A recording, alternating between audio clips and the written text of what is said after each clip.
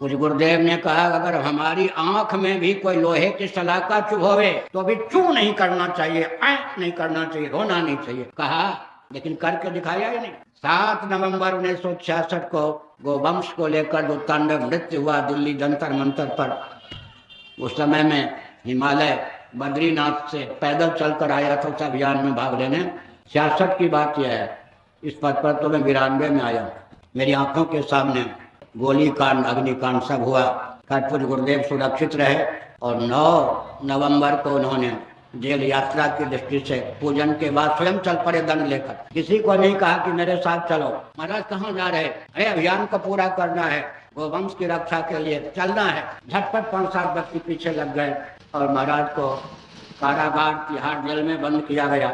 मैं बद्रीनाथ से चलकर ऋषिकेश और ऋषिकेश से पैदल चलकर आया था।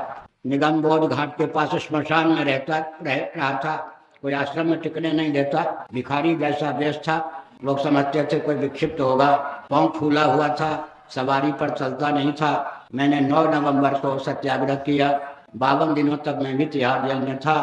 कुछ गुरुदेव का नित्य ही प्रवचन सुना करता था। लेकिन एक दिन ऐसी घटना घटी कि 24 घंटे पहले योजनाबद्ध ढंग से खूनी कैदियों के बेड़ी हटकरी तिहाड़ जेल में क्या से मुक्त कर दिए गए। खूनी कैदियों के बेड़ी हटकरी मुक्त कर दिए गए। दिल्ली में जनसंघ का शासन था। केंद्र में इंदिरा गांधी थी, कांग्रेस की ओर से प्रधानमंत्री। तब की घटना है। लोहे के छड़ लेकर वे खूनी कैदी गोभक्त संतों को पीटते हुए चले आए और कुछ गुरुदेव को जेल में मरवा डालने का अभियान था। 2-3 संतों ने महाराज को ढक लिया। फिर भी महाराज की आंख में लोहे का सलाखा चुभ गया। जो कहा था हुआ या नहीं? बहुत वेदना थी। कालांतर में ज्योतिष पीठ के जगत गुरु शंकराचार्य श्री कृष्ण बोधाश्रम जी महाभाग ने कहा आपकी आंख चली जाए हमको पसंद नहीं। आप अंग्रेजी दवा लेते नहीं, इंजेक्शन लेते नहीं, आप समर्थ हैं। भगवान सूर्य की धारणा करके हम लोगों के ऊपर अनुग्रह करके अपनी आंख की रक्षा कीजिए। मुझे गुरुदेव ने सूर्य की धारणा की, लेकिन देह त्याग के 1 महीने पहले आंख में पीड़ा हो गई। मुझसे कहा देखो बहुत असह्य दर्द है, आंख में वेदना है। उस वेदना की स्थिति में ही भगवान का पूजन करके माघ शुक्ल चतुर्दशी के दिन मध्याह्न काल में पुष्य नक्षत्र में गंगा की ओर केदार घाट में मुख करके पद्मासन पर बैठकर पूज्य गुरुदेव ने शरीर छोड़ा।